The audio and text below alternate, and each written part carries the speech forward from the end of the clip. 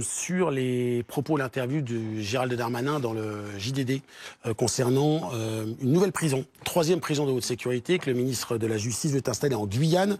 60 places pour les narcotrafiquants, 15 pour les islamistes radicalisés. Ce serait prêt pour 2028, ça coûte plus de 400 millions. Et ce serait un bâtiment situé en pleine jungle guyanaise à Saint-Laurent-du-Maroni. Est-ce que c'est quelque chose d'utile, d'indispensable? Il y a une explication de texte, mais ça faisait aussi écho, puisqu'on en parle à l'instant, à l'envie ou désir, la proposition de Laurent Wauquiez d'envoyer les personnes sous OQTF à Saint-Pierre-et-Miquelon, qui a fait beaucoup parler. Est-ce que selon vous, Maurice, on a la même chose ou est-ce qu'il y a une légitimité, une utilité? On est dans la même chose. Une espèce de... Alors effectivement, techniquement, il faut regarder si c'est une prison qui est possible, comment ça peut fonctionner, etc. Il n'empêche qu'aujourd'hui, à droite, il y a une course effrénée. Il y a une course effrénée.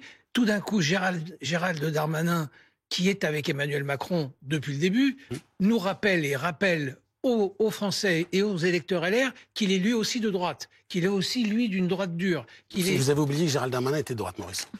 Non, Gérald Darmanin, il était de droite et il était macroniste de la première heure.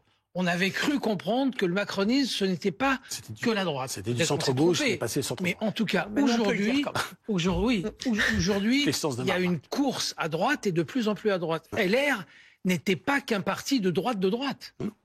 LR, il y avait une aile sociale, il y avait une aile européenne, il y avait une aile plus ouverte, etc. Pour l'instant, on assiste à une course à qui est le plus à droite.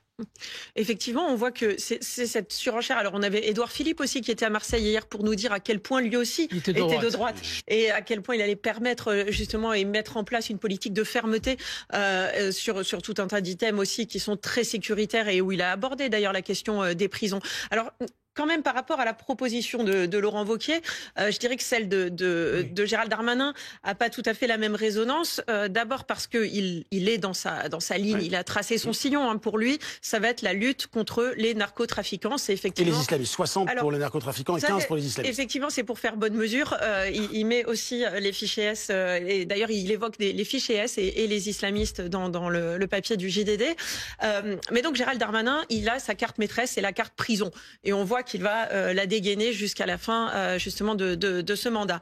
Et je disais que c'était pas tout à fait pareil que la proposition de Laurent Wauquiez parce que tout de même par rapport à la guerre contre les narcotrafiquants, le choix de la Guyane n'est pas un hasard. Il y a beaucoup de passeurs, ce qu'on appelle les mules, qui viennent notamment du Suriname avec le chemin de la les drogue, poches des estomacs remplis de cocaïne. Passe effectivement débute bien souvent en Guyane ou à cette frontière.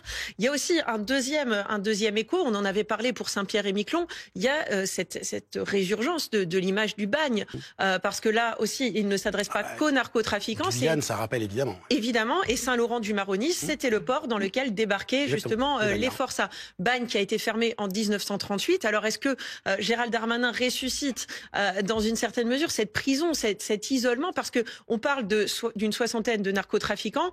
On parle d'une quinzaine de détenus radicalisés, mais il y a 500 places au total dans cette prison. Donc d'autres personnes aussi, c'est aussi une façon de lutter contre la surpopulation qui touche particulièrement ce département français qui est situé en Amérique du Sud. Merci à tous les deux. Oui, pardon, le mot de la fin. Une toute petite remarque, il va falloir qu'à partir de lundi matin, dans 24 heures, Wauquiez et Darmanin et Retailleau ouvrent sur le centre droit et le centre gauche s'ils veulent gagner l'élection présidentielle. Ils vont pas pouvoir rester à la droite de la droite. S'ils restent à la droite de la droite, ils n'ont aucune chance pour la présidentielle. Et c'est d'ailleurs, on peut renvoyer les téléspectateurs du Live Week-end à la lecture de la Tribune dimanche avec un sondage.